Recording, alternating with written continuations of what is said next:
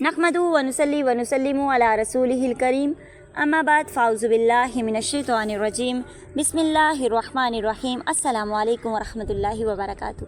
कैसे हैं सब लोग? उम्मीद करती हूँ खैरियत से होंगे। ये भी उम्मीद करती हूँ कि पिछले लेक्चर की आपको समझ आ गई होगी। आयत नंबर 5 की लफ्ज़ी वज़ाहत और तफसीर हमने पढ़ी, तो अपने सबक का रिकैप करते हैं। बिस्मिल्लाहिर रहमानिर रहीम अल्हम्दुलिल्लाहि रब्बिल आलमीन अर्रहमानिर रहीम मालिकी यौमिद्दीन इय्याका नअबुदु व इय्याका नस्तईन इहदिनस सिरातल मुस्तकीम। कि हमने क्या दुआ मांगी? इहदिनस सिरातल मुस्तकीम, सीधे रास्ते की दुआ, स्ट्रेट रास्ते की दुआ, यानी ऐसा रास्ता जो बिल्कुल सीधा हो। तो ऐसा रास्ता कौन सा है? दीन इस्लाम का रास्ता है।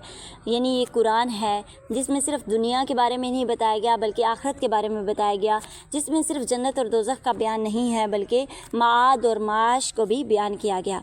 ठीक है, तो सिरात मुस्तकीम की डेफिनेशन हम अगली आयत में पढ़ेंगे।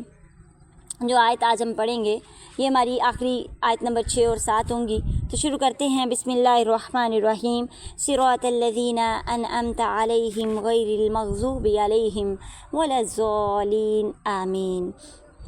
सिरातल्लज़ीना रास्ता उन लोगों का, किन लोगों का रास्ता? सिरातल्लज़ीना अनअमता, जिन पर अल्लाह का क्या हुआ? इनाम हुआ। तो अनअमता यानी रास्ता उन लोगों का जिन पर अल्लाह का क्या हुआ? इनाम हुआ। तो इधर से एक लफ्ज़ निकला है नेमत। तो नेमत क्या होती है? मसलन क्या क्या चीज़ें ब्लेसिंग हैं आपके नज़दीक, यानी इंसान के नज़दीक क्या क्या चीज़ें ब्लेसिंग हैं? माल, औलाद, सेहत वगैरह, यही ब्लेसिंग है ना। लेकिन अल्लाह की डेफिनेशन में फ़र्क है। अल्लाह के नज़दीक नेमत क्या है? अल्लाह के नज़दीक नेमत है दीन का मिल जाना, यानी दीन की तरफ हदायत का मिल जाना, यानी जो अल्लाह और रसूल की अताअत करे। अल्लाह के नज़दीक इनाम याफ्ता लोग कौन से हैं? जो अल्लाह और उसके रसूल की अताअत करेगा, तो ऐसे लोग अल्लाह के इनाम याफ्ता लोगों में होंगे। तो इनाम याफ्ता लोग वो हैं सालिहीन, शुहदा, सिद्दीकीन, नबी। ठीक है, ये सारे क्या हैं? अल्लाह की इनाम याफ्ता लोग हैं जिन पर अल्लाह का इनाम हुआ। ठीक है, तो कुरान पाक में आता है ज़ालिका फ़ज़्लु मिनल्लाह, ये फ़ज़ल है अल्लाह की तरफ से। तो इनाम याफ्ता शख्स वो है जिसको नेकी की तरफ हदायत मिल जाए, सिराते मुस्तकीम यानी सीधा रास्ता मिल जाए, नेकी की तरफ हदायत मिल जाए, वही शख्स इनाम याफ्ता है। और सबसे बड़ी नेमत है हदायत का मिलना। क्या है?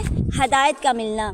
ठीक है, लेकिन हम लोग सबसे पहले क्या माल औलाद की तरफ जाते, क्योंकि हमारी जो कशिश है इन चीज़ों की तरफ है, ये चीज़ें हमें अट्रैक्ट करती हैं।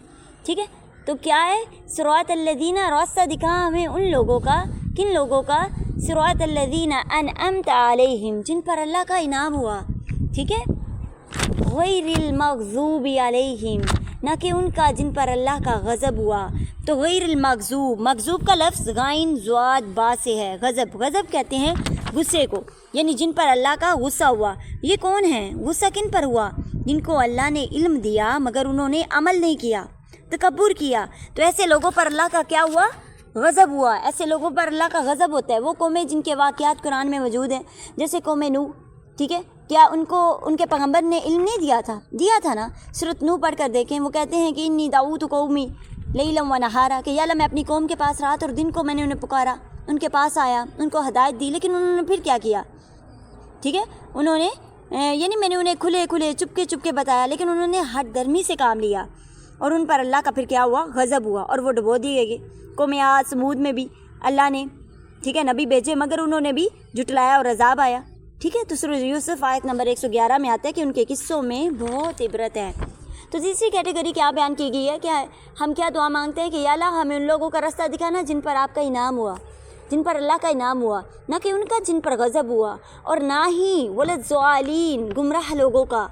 तो तीसरी कैटेगरी किसकी है? गुमराह लोगों की। अज़्ज़ालिन का लफ्ज़ ज़ाद लाम लाम से है।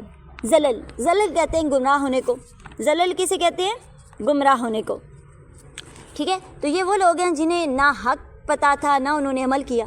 तो दुनिया में लोगों की 3 कैटेगरीज हैं, 3 तरह के लोग जो है एग्जिस्ट करते हैं। नंबर 1, जिनके पास अमल भी है और इल्म भी है। ठीक है, नंबर 2, जिनके पास इल्म है और अमल नहीं। नंबर 3, जिनके पास ना इल्म है ना अमल है। ठीक है, देखें ना, अनामता।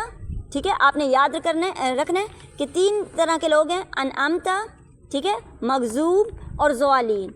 ठीक है, अनामता की क्या डेफिनेशन है? जिनके पास इल्म भी है और अमल भी है। مغضوب جن کے پاس نہ علم ہے نہ عمل ہے، اور ضالین یعنی مغضوب کیا ہیں؟